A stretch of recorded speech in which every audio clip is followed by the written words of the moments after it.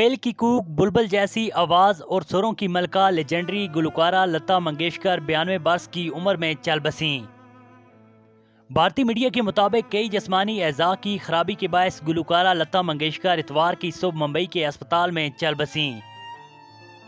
Breach candy अस्पताल के chairman ने गुलकारा के इंतकाल की तस्दीक करते हुए बताया कि लता मंगेशकर उनके अस्पताल में कोविड-19 के मरीज के तौर पर दाखिल हुई थीं।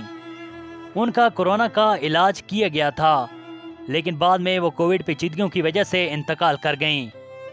वाज़ेह है कि लता मंगेशकर को 8 जनवरी को हल्की अलामात के साथ कोरोना वायरस की तशखीस हुई थी, जिसके बाद उन्हें मुंबई के ब्रीच कैंडी अस्पताल मुंतकिल किया गया था और वो तकरीबन 20 रोज तक वेंटिलेटर पर रही थीं। गुज़श्ता रोज लता मंगेशकर की हालत एक बार फिर बिगड़ने पर उन्हें दोबारा वेंटिलेटर पर मुंतकिल किया गया था। ब्रीच कैंडी अस्पताल के डॉक्टर ने लता मंगेशकर की हालत को तशवीशनाक करार देते हुए कहा था कि गुलकारा अब भी आईसीयू में हैं और डॉक्टर्स की ज़ेरे निगरानी में रहेंगी।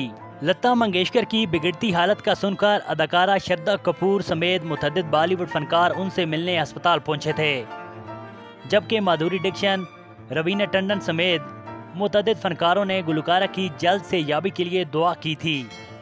लता मंगेशकर की बहन गुलकारा आशा भोसले भी अपनी बहन से मिलने गुज़श्ता रोज अस्पताल पहुंची थीं और उनकी सेहत के बारे में मीडिया को बताया था कि अब लता दीदी की हालत मुस्तहकम है, ताम लता मंगेशकर जाँ बर न हो सकी।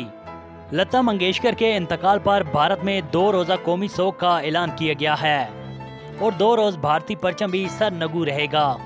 इनकी आखिरी रसूमात मुकम्मल सरकारी एजाज़ और सिक्योरिटी के साथ अदा की गई।